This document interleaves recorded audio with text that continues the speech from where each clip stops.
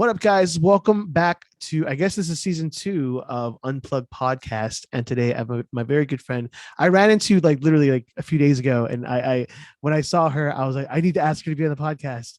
But I didn't even think maybe she would be shy. I don't know, but I took a shot for it. And I was like, hey, Courtney, be on my podcast. Let's talk, let's share stories. But the beautiful Courtney Bruce is with me today.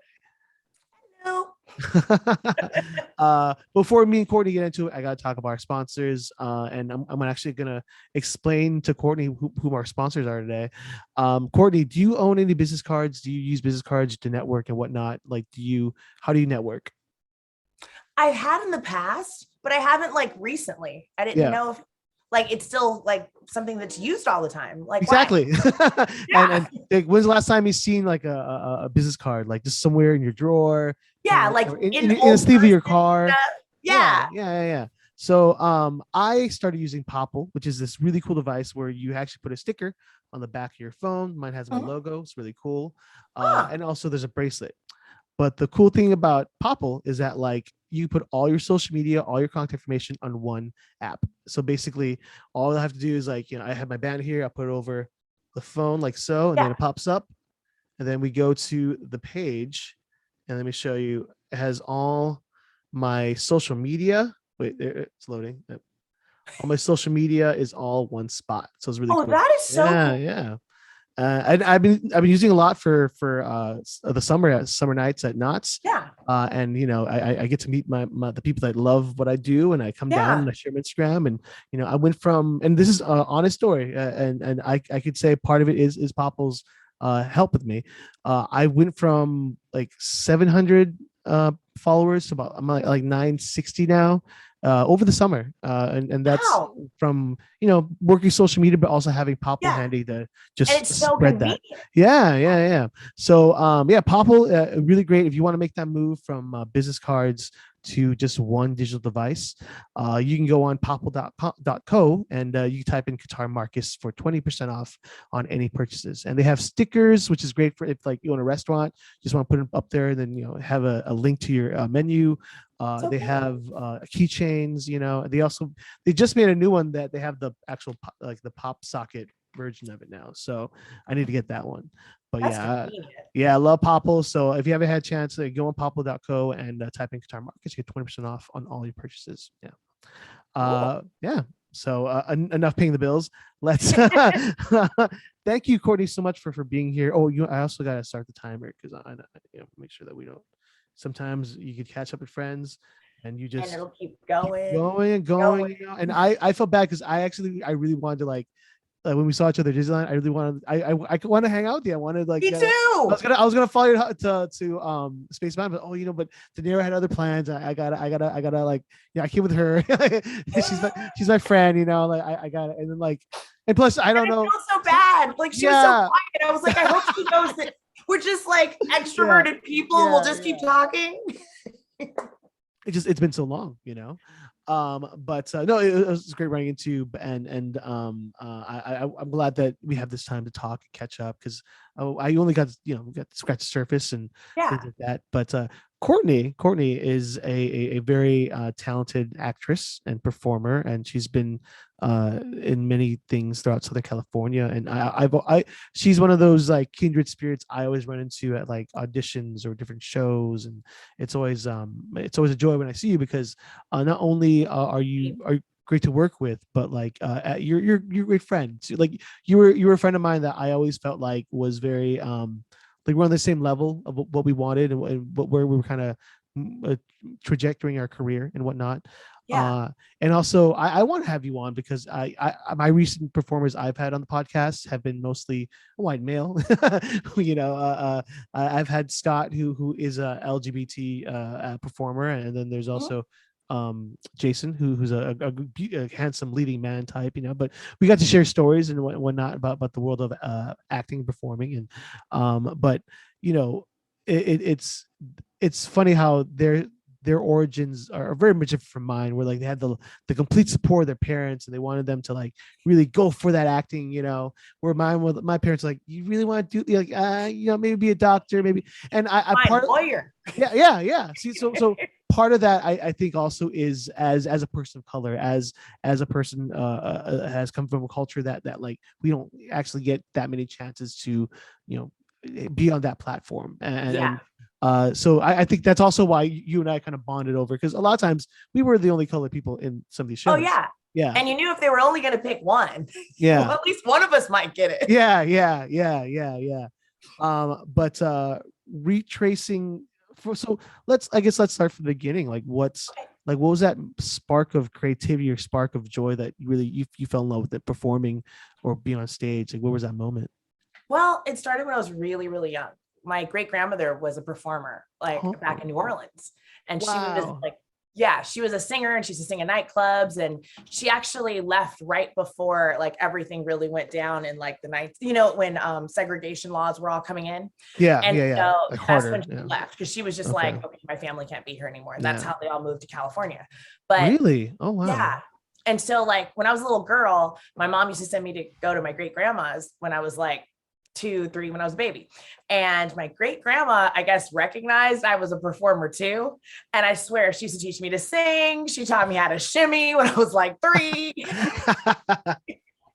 So it like started when I was really young. And then she sang in the church, and she would push me up there with her. Like she'd be singing and she'd go, "Come up here, baby." And I'd go up there and I'd be like, okay. And I'd sing with her. And so that's when I kind of knew I love this. Yeah, that's awesome. I hear a lot of people that like church is kind of that moment where they feel the crowd, they feel the energy, and that's beautiful. That's a very beautiful thing. But you also mentioned your grandmother. I guess your grandmother was a performer, like a really my great grandma. A great grandma. Wow. Okay. Yeah. So that's like how many people get to be close to their great grandma? Yeah, no, that's amazing. Like because there is a long history of Black entertainers, like for a lot of people. I mean, I got a lot of people who are of that generation. Like that's how they made their living. Yeah, there's crazy stories, because my grandmother used to tell me about when she was a little girl, when her mom was performing, and how it was completely segregated in New Orleans. And yet she had like back then what would be a lot of money. Like she had $5 a day that her mom would just leave her on the counter. And I was like, wait, wasn't that the like Great Depression? And she was like, we weren't depressed. Crazy. That's it's one of those things where you think, because like jazz and that I guess the riverboat show kind of not mentality, like culture, it was really big back then. And like even if it was, if you were some really, like if you're a racist, you were still enjoying the music and benefiting from it, that's what normally integrated people. It's just the music, because she said that all the people like from all around town that weren't supposed to be in the Black neighborhoods would all show up on the weekend and want to party now. So it's like New Orleans, I need to go still. That's but I mean, is your great grandma, is she still around or no, she passed 3 years ago. Okay, I'm sorry to hear that. She sounds like an amazing person to talk to if I ever had a chance to. Awesome. Yeah, no, that's really cool.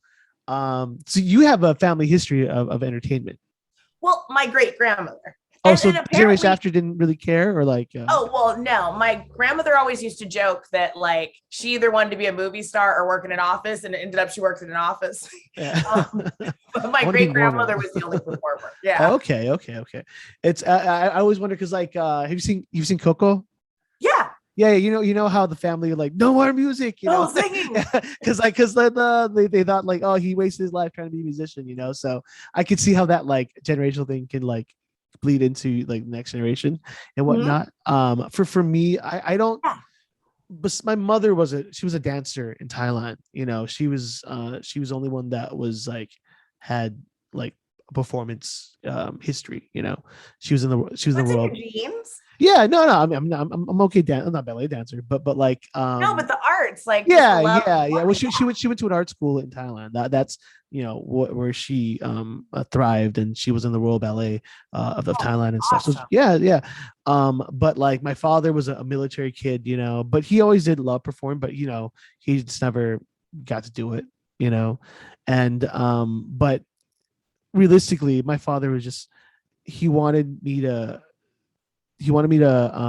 just not, he wanted to make sure that I had something planned that would, That would work out. pan out, Yeah. So I think Being a that dad. was always just, conflicting for me, in for I guess in Asian culture, for in my experience, like starting to act and stuff. When you told your parents, like, I think I want to do this, I want to pursue a performance, how was their reaction? Well, it never quite went where I told them. It was more like I always loved law and I love performance. Mm-hmm. So I kind of balanced it all the way. Like my degree is in government. Okay. Like I never really just said, I'm just going to perform. Oh, okay. So I did both. So my mom and dad were always cool. They were like, oh, nice. Well, you're doing, she's actually, she has a backup plan, which is good. Yeah, which is ideally. No, it was more like she's doing this while she's on her way to this. Yeah. Did you ever feel like those two worlds were just too close, where like you might have had to make a choice, or you're just gonna you're gonna try to live down the middle as long as you can? Like, well, how do you feel about that race? Every day. Last year was the worst. I mean, last year it was like, well, we can't go anywhere. Maybe I should just go ahead and apply to law school. Like, do this. Sit down, study, just work. Do that for a couple years. Well, I mean, for me, I did the whole serving tables and still going auditions and stuff. But it wasn't until I started DJing where like I kind of, because I'm not I'm no longer a actor or but you DJ the coolest place. Yeah, I know. I mean, I would say I'm a performer, but I don't act anymore. I'd love to get back into it. I really would, like talking to all my old friends and hearing like all these stories and reminiscing. Like I do miss the thrill of performance. I really do. It's something I'm looking into it, but I'm a little out of the game now. Shit. Yeah, you should look into it. You're not the first person to remind me. But when I made the choice to just stop going auditions and focus on DJing and that career, like moving that direction, which has been more beneficial because I've had more opportunities. It was just for me, I've had my experience like doing the LA thing and going to getting into AGVA and stuff like that. Like it was never, I felt like a very forgotten child. I felt like just because at that time and place, there really wasn't much roles for Asians, specifically Asians, unless someone wants to be really experimental and like or a school is a little more unbiased in terms of casting. You can't have a career with that. Yeah. I mean, like it was at the point where like I wasn't making any. I was barely making money as a performer. Like as any work I've gotten, it wasn't like a lot. Like I wasn't getting as paid as other people were. But like when it came to DJing, it didn't matter my role or my race or like what the theater thinks of me. It just mattered like whether or not the client liked me and if I delivered. And I've been doing it for 10 years now, and it's been really good to me, and it's opened a lot of doors and a lot of opportunities, and I don't take it for granted at all. And I do miss performing because I see my friends like thrive and do an amazing job, and it's like you miss that like excitement. But at the same time, I'm okay now, but I was a little jaded when I kind of moved away from it because I had a really bad. Oh, I can understand. Yeah. Yeah, I had a really bad experience. But I'll tell that story though later. I was like, oh no, because I don't know. I mean, it's funny because it's slowly been unfolding from like every actor I've talked to that I've been kind of slowly sharing the story. So I eventually want to share it in its entirety, but it just came down to like I've been up for like lots of leads, when you audition and then like you sit through and you meet you talk to, you're this close, they line you up with the person, oh, you're too short, you're too tall, but you nail everything else better than anyone else. Like all the other kids like can't hit the notes you hit. They can't do the same caliber performance. And I've always like made the last cut and then like they cast like somebody who looks the part, per se, maybe doesn't have the talent in the part, and parts. And I can just understand because like casting wise, like I need to make it look like the movie. So the old people come watch the show and they're not, wait a minute, why is there a black bell? Like, and hey, They've done it on Broadway, and she killed it. I also gotta say, the actress who even Toni Braxton played Belle. Well, no, was she the first? Yeah, I think so. She might be the first person of color to play Belle. She might have been. I'll look that up. She was such a big name. Yeah. That's probably how they were able to just try it out. Let's do it. I'm grateful that like the fact that Broadway is casting like race like so forward like that compared to how community theater is now. It just shows. But it shows that like they're making moves which will reflect into will bleed. You think local places would have done it before Broadway, but I mean that's what I loved about California Adventure because like the Frozen show. Yeah. I had so many friends who were in that show, and I knew a Black Anna. I knew like Black Elsa. I was like, that was so cool of Disney to take that chance and just go, let's just do it. Let's just. Yeah. It was like it was getting to that point. Like, you know, like because I feel like we've been disenfranchised for so long, you know, like just having to be like, you know, just settle to for whatever roles we could. Yeah, well, I mean, there are times when like I audition and I took ensemble roles. I have no problem taking ensemble roles. Yeah. If it's somewhere like I want to work again. But you want the chance. Yeah. To know that if your talent is good enough and there's a role available, you can fill that spot and not feel like you're just blocked from it forever. Yeah, yeah. And it's like I knew I was castable. Like I knew going to show like, okay, I'll know you're casting this. Yeah. Because of so and so, they need this, you know. And I'm okay with like, you know, learning to and getting to know I understand it's also like getting to know theater and things like that. So I wasn't like shocked about that.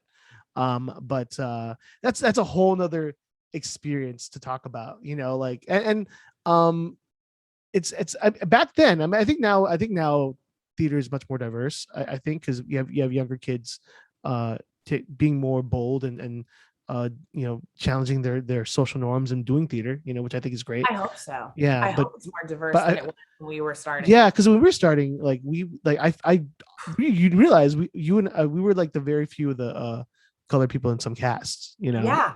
No, it's like every cast. If you go through my first few shows, it's like, well, there's me. Yeah. There I am. Hard to miss. Yes. I'm like, okay. What show wait, let's retrace. What shows did we do together? We did Grease, right? We Grease. Yeah. Did we do High School Musical too? Which one? High School Musical? No, I didn't do High School Musical. Wait, where'd you do it? At the Grove? I almost did it. I was this close. I was cast in it and I had to pull out. Oh, you pulled out. That's what it was. You pulled out because I was like, how come I remember Courtney playing this role, but then I remember another girl playing this role because I did show 3 times. So you're like, which cast? It could be a blur there, but you were the original. Who was it? What's the name? The only Black character in High School Musical. It's a girl. I mean, that's how I got cast. That.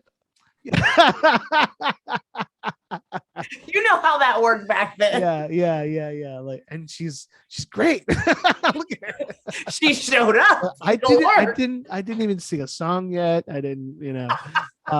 Yeah. But you know what? There's a niche for that, and like it's like, even for me when I would look at a casting list, like, oh look, Flower Drum Song. Oh look, Kina. I knew it was for sure. Like I knew I'd get a role for sure. You're like, I got to put me somewhere in here. Come on. I am Ty, you know, like I'm not expecting to be the king, you know, but I know I'll get a part. Like especially if it's paying, I was like, okay, I'm down. Like if it was paying, I will be the royal guard. I will be, just, you're gonna put me in this. There's a spot. The slave who's like the bench. I'll do that. Whatever, you know. Just give me. That's when like being Asian is handy. Like, sweet, they need Asians. Let's go. But it comes around like once a year. Yeah. It does. You're like, there it is. Going for it. Like a solar eclipse. It's just so rare sometimes. So glad that's changing. Glad. You're like, oh, here's ragtime again. Oh, that show. I'm like, it's such a beautiful show, but it's so depressing. Yeah. I feel like Dreamgirl is like one of the most competitive like auditions, right, for like young Black females, right? But it's the show I never have auditioned for Dreamgirls, and it's so weird because it's never come around when I could do it. Yeah. And then every time I go to an audition or I get a show, they'll go, why haven't you done Dreamgirls? And I'm like, I don't know. You get the calls like, hey, we're doing Dreamgirls. Like, I'm working now. I can't do this. Oh, tell me early. Oh, that sucks. Every single time I have missed that show.